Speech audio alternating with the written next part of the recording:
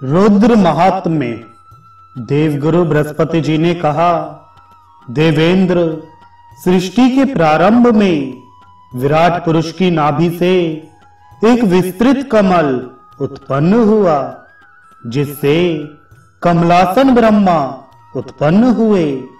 वे 2 भुजा, 4 मुख और 2 पैरों वाले थे। उन्हें चिंता हुई कि मैं कौन हूं, कहां से आया हूं और मेरा उत्पत्ति करता कौन है।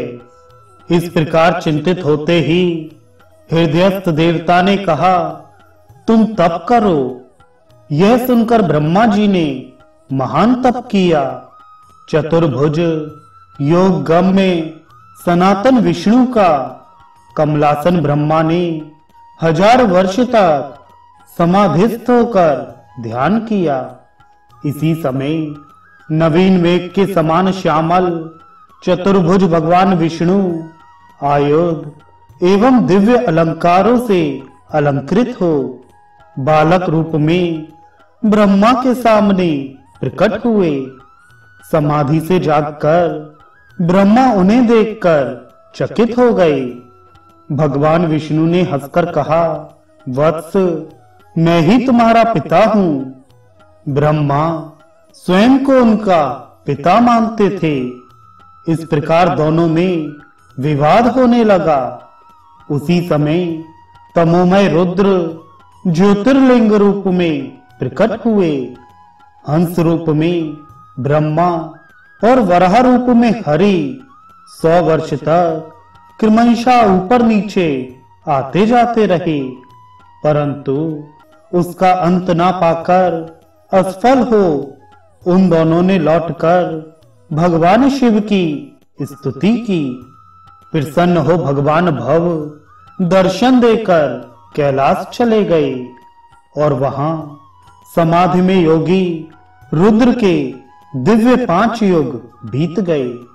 इसी बीच तारकासुर नाम के भयंकर दानव ने 1000 वर्ष तप कर ब्रह्मा से वर प्राप्त किया कि भव से उत्पन्न पुत्र से ही तुम्हारी मृत्यु होगी।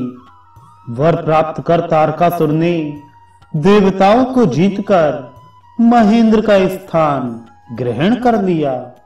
दुखी देवगणों ने कैलाश में जाकर रुद्र की स्तुति की।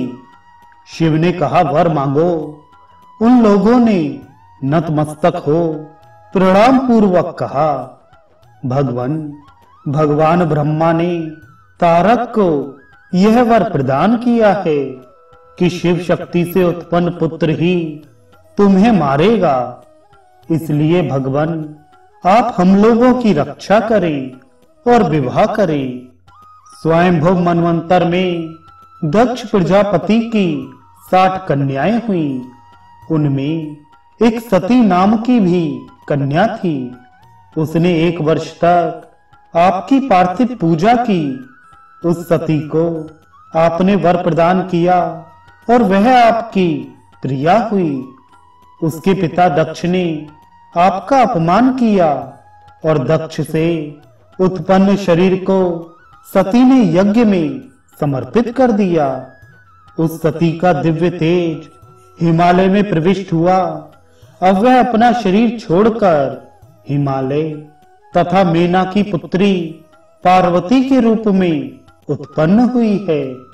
वे गौरी उत्पन्न होते ही 9 वर्ष की हो गईं।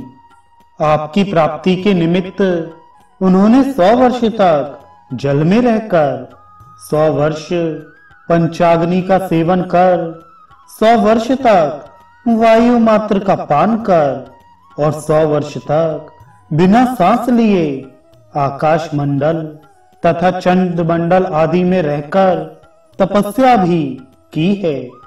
अतः हे भगवान, अब आप शिवा पार्वती के साथ विवाह करें।